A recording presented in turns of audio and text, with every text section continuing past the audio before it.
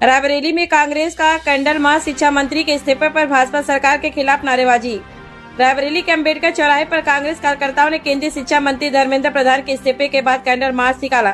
कार्यकर्ताओं ने भाजपा प्रधानमंत्री नरेंद्र मोदी के खिलाफ नारेबाजी करते विरोध प्रदर्शन किया। कांग्रेस नेताओं ने इसे युवाओं की जीत बताते हुए आंदोलन का श्रेय पार्टी नेतृत्व को दिया। इस दौरान राहुल गांधी के नेतृत्व में सरकार को जन विरोधी नीतियों पर घेरने का दावा भी किया गया। प्रदर्शन शांतिपूर्ण ढंग से संपन्न हुआ और कार्यकर्ताओं ने युवाओं के मुद्दों पर संघर्ष जारी रखने की बात कही। इतने छात्रों का उत्पीड़न हुआ है, इतने छात्रों की जान गई है, उसी के हम लोग कैंडल मार्च निकाला है। और जो हमारे कांग्रेस पार्टी राहुल जी बराबर संघर्ष कर रहे हैं छात्रों के लिए, नौजवानों के लिए, किसानों के लिए, तो आज छात्रों के विजय मिली है। धर्मेंद्र प्रधान ने इस्तीफा दिया है और ये मोदी सरकार झुक गई है। इसने किसानों के लिए अत्याचार किया तो किसान जब मरे, अब आप सब जानते हैं कि ये मौत मांगती है सरकार। ये ऐसी सरकार को उखाड़ फेंकना है। हमारे राहुल जी बराबर संघर्ष कर रहे हैं किसानों के लिए, नौजवानों के लिए, जनता के लिए।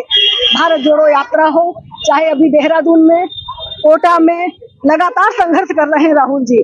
और उन्हीं की आवाज सुनकर कांग्रेस पार्टी पूरा गठबंधन जीता है। और अभी भी मांगे बाकी है कि युवाओं से माफी मांगी जाए और उनको पूरा न्याय दिया जाए। जब तक संघर्ष चलता रहेगा, जब तक ये पूरा न्याय नहीं देंगे, और हम लोग पूरा कांग्रेस राहुल जी के नेतृत्व में लगातार सड़कों पे उतरे रहेंगे और जनता की मांगे, युवाओं की मांगे पूरी करने के लिए इनसे जरूर हम लोग जोर शोर से प्रदर्शन करेंगे। राहुल गांधी जिंदाबाद, जिंदाबाद, जिंदाबाद। क्या लगता है छात्राओं के साथ विपक्ष का समर्थन था, उसकी वजह से इस्तीफा हुआ है? आप ये देखिए कि कोटा में राहुल जी ने आवाज उठाई, लाखों करोड़ों छात्र इकट्ठे हुए। देहरादून में उनकी कौन सुन रहा है? छात्र भाग भाग के 152 10 सालों से 152 जो है नीट परीक्षा जो है इनके लीक हुई है। 7-8 करोड़ बच्चों का भविष्य अधर मेरा पूरे परिवार उनका प्रताड़ित है। अब जनता समझ गई है इनके झूठे वादे।